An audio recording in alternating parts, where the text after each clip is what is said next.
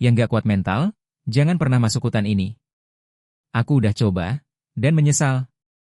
Sebelum lanjut jangan lupa like, komen, dan subscribe. Yuk, tonton sampai selesai. Hutan serangga, tersembunyi di lereng bukit terpencil Jawa Tengah, adalah legenda kelam yang dibisikkan warga dengan nada takut. Aku, Arga, 28 tahun, vlogger petualangan, datang bersama 3 teman, Nia, Fajar, dan Dedi, untuk merekam video horor demi konten YouTube.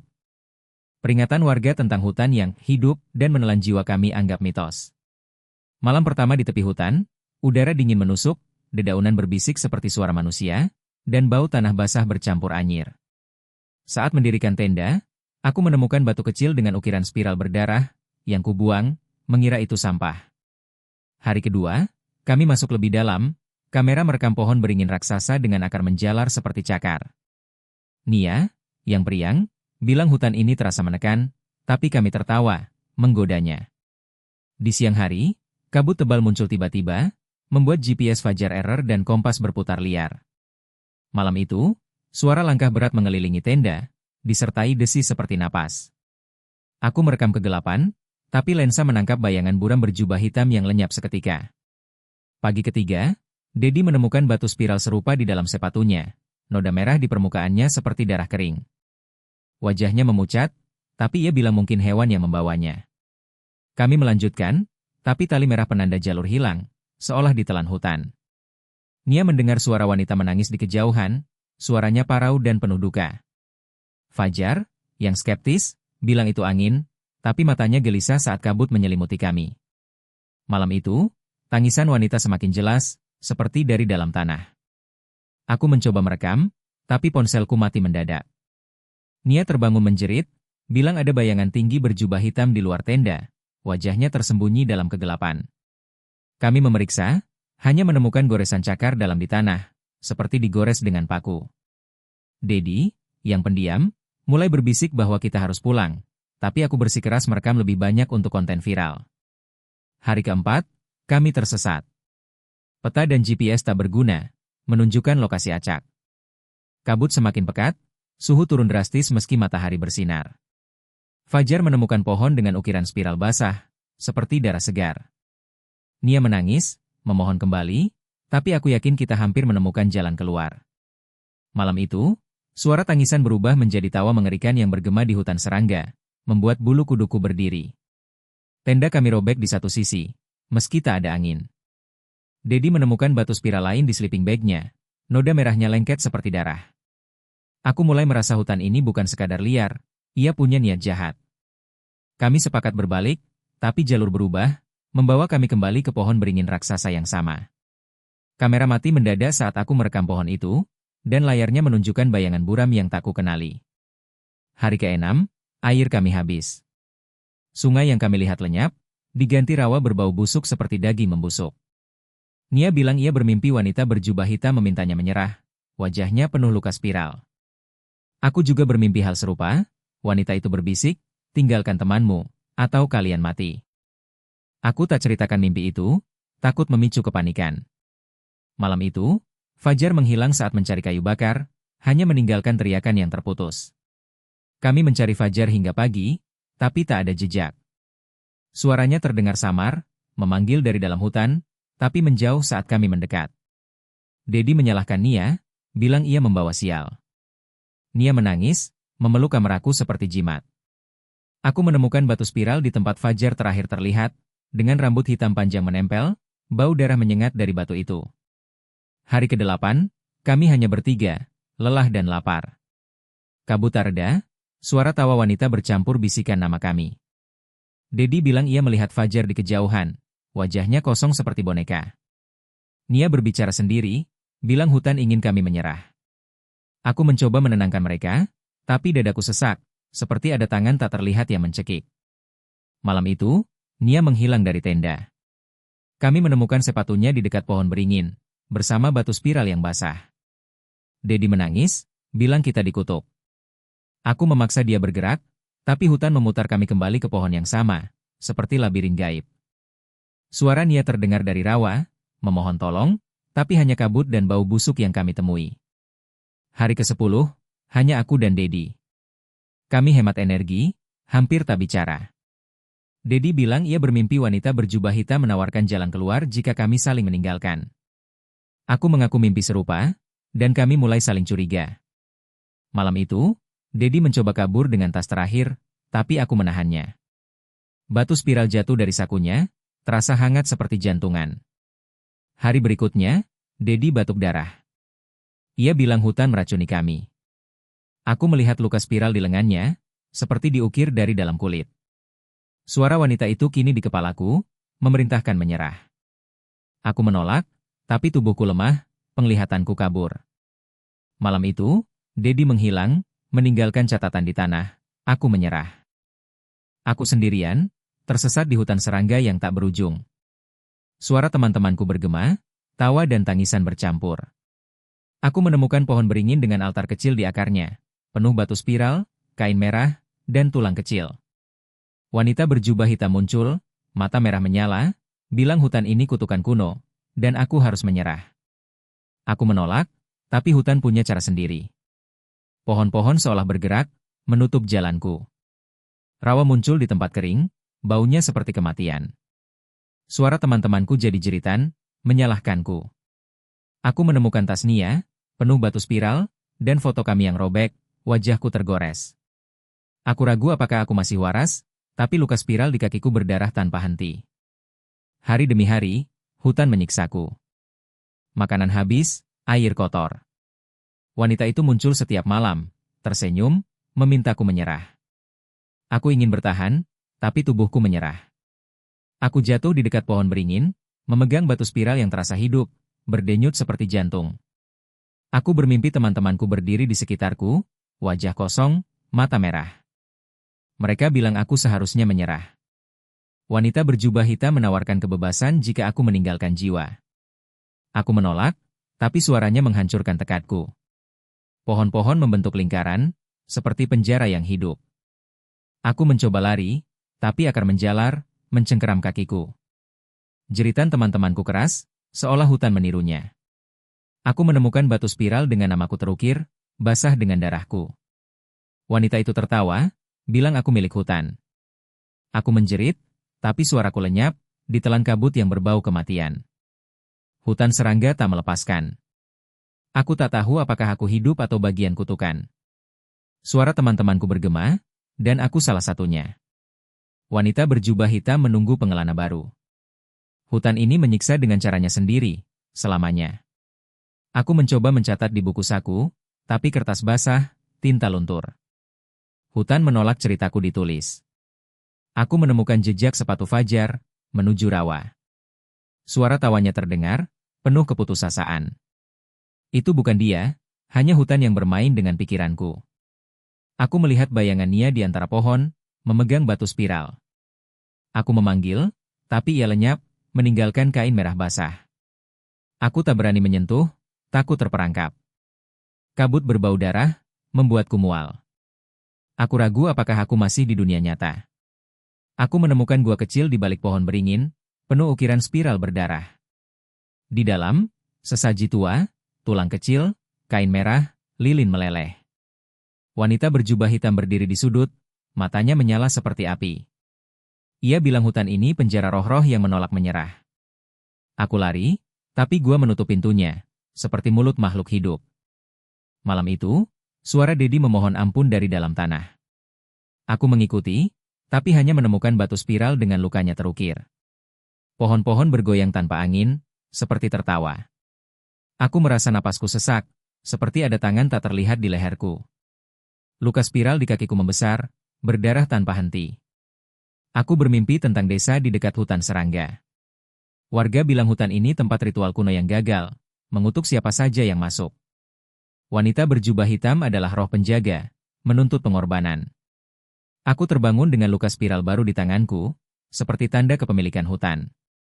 Aku mencoba membuat api, tapi kayu basah tak menyala. Hutan menolakku bertahan. Aku menemukan sisa makanan Nia, tapi rasanya seperti tanah bercampur darah. Suara wanita itu berbisik di telingaku, serahkan jiwamu. Aku menjerit, tapi suaraku tenggelam dalam tawa hutan yang mengerikan. Aku melihat bayangan Fajar lagi, wajahnya penuh luka spiral, matanya kosong. Ia menunjuk altar, lalu lenyap. Aku mendekati altar, menemukan foto kami yang terbakar di tepinya. Hutan tahu segalanya tentang kami. Aku mulai merasa bukan manusia, tapi bagian dari permainan hutan. Aku mencoba berdoa, tapi kata-kata terasa kosong. Tembang Jawa kuno terdengar, seperti dari dalam diriku. Wanita berjubah hitam muncul, bilang aku sudah jadi milik hutan. Luka spiral di tubuhku membesar, seperti menelan kulitku. Aku jatuh, tak sanggup berdiri lagi. Hutan ini seperti labirin tanpa akhir. Aku menemukan tali merah kami, tapi ujungnya terputus di rawa. Suara teman-temanku bercampur dengan tangisan anak-anak. Aku melihat bayangan mereka di air rawa, wajah mereka bukan milik mereka lagi. Hutan mencuri jiwa kami. Aku menemukan buku harian Nia di bawah akar pohon. Tulisannya penuh kepanikan, tentang mimpi wanita berjubah hitam. Ia bilang hutan hidup karena darah kami. Aku mencoba membakar buku itu, tapi apinya padam sendiri. Hutan tak ingin rahasianya terungkap. Malam berikutnya, tembang Jawa kuno terdengar lagi, seperti mantra kutukan. Wanita berjubah hitam di setiap bayang pohon, memegang batu spiral. Aku menolak mengambilnya, tapi tanganku bergerak sendiri, seperti dikendalikan. Luka spiral di tanganku berdarah, membentuk pola spiral di tanah. Aku mencoba mencari jalan keluar, tapi hutan memutar jalanku. Altar beringin penuh darah segar. Bayangan teman-temanku mengelilingi altar, mata mereka merah. Wanita itu bilang mereka menyerah, dan aku berikutnya. Aku menjerit, tapi hutan menelan suaraku. Aku menemukan pisau Dedi di lumpur. Aku mengukir tanda di pohon, tapi ukiranku berubah jadi spiral. Hutan menulis ulang segalanya. Pikiranku perlahan hilang, diganti bisikan wanita itu. Aku mulai lupa siapa aku, hanya merasakan dinginnya hutan. Aku melihat cermin tua di rawa, entah dari mana. Wajahku penuh luka spiral, mataku merah seperti wanita itu. Aku memecahkan cermin, tapi pecahannya melayang, membentuk wajah teman-temanku. Hutan menyiksa jiwaku. Aku ingin menyerah, tapi sesuatu dalam diriku masih melawan. Aku mencoba bernyanyi, mengingat lagu desa, berharap menenangkan hutan. Suaraku berubah jadi tembang Jawa kuno, seperti yang wanita itu nyanyikan. Luka spiral di kakiku membentuk peta hutan. Aku tahu hutan ingin aku jadi bagiannya, selamanya. Aku menemukan pakaian Fajar, robek dan berdarah. Di saku, batu spiral dengan namanya. Aku mencoba membuangnya, tapi batu itu kembali ke tanganku, seperti terikat. Wanita berjubah hitam tertawa, bilang hutan tak melepaskan. Aku merasa bukan arga lagi, tapi sesuatu yang lain. Malam itu, altar beringin penuh sesaji baru, tulang, kain merah, darahku. Wanita itu menyanyikan tembang yang membuat kepalaku pusing. Aku mencoba lari, tapi akar menahan kakiku. Suara teman-temanku berbisik, serah saja, Arga. Air mataku bercampur darah. Aku tak tahu sudah berapa lama di hutan ini. Waktu berhenti, hanya kabut dan tembang. Kamera kami menunjukkan wajah wanita berjubah hitam di setiap foto. Aku mencoba menghapusnya, tapi gambarnya kembali. Hutan mengendalikan segalanya, bahkan ingatanku. Aku berteriak minta tolong, tapi suaraku tak keluar. Hutan menelan harapanku. Bayangan teman-temanku di setiap pohon, mata merah. Wanita itu bilang aku yang terakhir. Aku ingin melawan, tapi tubuhku tak menurut. Aku jatuh di dekat altar, memegang batu spiral terakhir. Wanita berjubah hitam berdiri di atasku, tersenyum. Ia bilang hutan ini rumahnya, dan aku tamunya selamanya. Aku menutup mata, mendengar tembang Jawa yang kini bagian dari diriku. Hutan serangga menang, dan aku kalah. Aku kini bayangan di hutan ini. Suara teman-temanku bergema, tapi aku tak bedakan suaraku. Wanita berjubah hitam menyanyi, menanti pengelana baru. Hutan ini tak pernah puas, selalu haus jiwa. Jika kau masuk hutan serangga, jangan ambil batu spiral, jangan dengar tembang, jangan tolak menyerah, hutan ini akan menyiksamu dengan caranya sendiri, selamanya. Aku mencoba menggali altar, berharap memutus kutukan. Tanahnya hidup, menolak sekopku. Darah merembes dari luka spiral, membentuk pola di tanah. Wanita itu bilang darahku menguatkan hutan. Aku jatuh, tak sanggup lagi. Aku mendengar suara anak-anak menangis, bercampur tawa wanita itu. Bayangan mereka muncul di kabut, wajahnya penuh luka spiral. Aku mencoba berlari, tapi kaki terperangkap akar. Hutan ini seperti makhluk hidup, menelan setiap harapanku. Aku menemukan sisa jaket Dedi, robek dengan noda darah.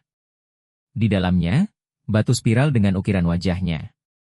Aku mencoba membakarnya, tapi apinya padam. Hutan tak membiarkan bukti dihancurkan. Suara Dedi bergema, menyalahkanku karena tak menyerah. Aku melihat bayangan Nia lagi, berdiri di rawa, memegang kamera. Aku mendekat, tapi ia lenyap, meninggalkan kamera yang menunjukkan wajahku sendiri, penuh spiral. Aku menjatuhkan kamera, tapi suaranya tetap merekam, menangkap tawa wanita itu. Hutan ini seperti mimpi buruk yang tak berakhir. Aku mencoba mengingat wajah keluargaku, tapi hanya wajah wanita berjubah hitam yang muncul. Tembangnya mengisi kepalaku, menghapus ingatanku. Aku merasa tubuhku melebur ke dalam tanah hutan. Aku menemukan gelang Nia di lumpur, dengan ukiran spiral yang berdarah. Aku mencoba memakainya, berharap perlindungan, tapi gelang itu terasa panas, membakar kulitku. Wanita itu tertawa, bilang hutan tak suka penutup. Aku membuang gelang, tapi luka bakar membentuk spiral baru. Aku mencoba menandai pohon dengan pisau, tapi darahku sendiri mengalir dari luka, mengubah tanda jadi spiral. Hutan menulis ulang segalanya. Aku mendengar suara teman-temanku, tapi kini seperti suara binatang, menggeram dan menangis. Aku melihat altar lagi, kini penuh sesaji baru, rambut, tulang, darahku. Wanita berjubah hitam menyanyi, suaranya seperti pisau di pikiranku. Aku mencoba melawan, tapi tubuhku bergerak sendiri, berlutut di depan altar. Hutan ini mengendalikan diriku. Aku menemukan cermin tua lagi, wajahku kini tak lagi manusiawi. Mata merah, kulit penuh spiral. Aku memecahkan cermin, tapi pecahannya membentuk wajah wanita itu. Aku menjerit, tapi suaraku jadi tembang Jawa, seperti kutukan yang hidup. Aku mencoba mengingat tujuan awalku, merekam video, pulang, hidup normal. Tapi hutan menghapus semua itu. Aku hanya merasakan dingin, kabut, dan tembang. Luka spiral di tubuhku kini menutupi hampir seluruh kulit, seperti peta hutan yang hidup. Aku mendengar suara teman-temanku lagi, tapi kini mereka memanggilku untuk bergabung. Bayangan mereka berdiri di sekitar altar, tangan terulur. Wanita berjubah hitam bilang ini akhirnya, aku milik hutan. Aku ingin menolak, tapi tubuhku tak lagi milikku. Aku jatuh ke tanah, batu spiral di tanganku berdenyut seperti jantung hutan. Wanita itu menyanyi, suaranya mengisi setiap inci pikiranku. Aku menutup mata, merasa tubuhku melebur ke dalam akar-akar. Hutan serangga menelan jiwaku, dan aku tak bisa melawan. Aku kini bagian dari hutan ini. Suaraku bergabung dengan teman-temanku, hanya bisikan di kabut. Wanita berjubah hitam masih menyanyi, menanti pengelana baru. Hutan serangga tak pernah puas, selalu haus jiwa. Jika kau masuk hutan ini, jangan ambil batu spiral, jangan dengar tembang, jangan tolak menyerah, karena hutan ini akan menyiksamu dengan caranya sendiri. Selamanya, cerita ini juga menyoroti kerapuhan manusia ketika dihadapkan pada teror yang melampaui logika. Wanita berjubah hitam, dengan mata merah menyala dan tembang yang menghancurkan pikiran, mewakili godaan untuk menyerah pada keputusasaan di tengah tekanan tak tertahankan. Perjuangan Arga untuk melawan, meski akhirnya sia-sia, menggarisbawahi pentingnya keteguhan hati, tetapi juga mengingatkan bahwa ada kekuatan di dunia ini yang terlalu besar untuk dilawan sendirian. Pesan ini relevan dalam kehidupan sehari-hari. Kita harus tahu kapan harus bertahan dan kapan harus mundur dari situasi yang berbahaya, baik itu fisik maupun mental. Selain itu, narasi ini menekankan pentingnya persatuan dalam menghadapi ancaman. Perpecahan antara Arga, Nia, Fajar, dan Dedi, yang diperburuk oleh rasa takut dan saling curiga, mempercepat kehancuran mereka. Hutan serangga memanfaatkan kelemahan emosional mereka, memisahkan mereka satu persatu, menunjukkan bahwa ketidakpercayaan dan konflik internal membuat kita rentan terhadap siksaan eksternal, baik dari alam, roh, maupun tantangan hidup. Persatuan dan saling mendukung adalah kunci untuk bertahan dalam situasi sulit. Lebih dalam lagi, cerita ini adalah peringatan tentang kesombongan manusia yang merasa bisa menaklukkan segala hal, termasuk alam dan misteri yang melekat padanya. Arga dan teman-temannya masuk ke hutan serangga dengan niat mencari sensasi untuk konten,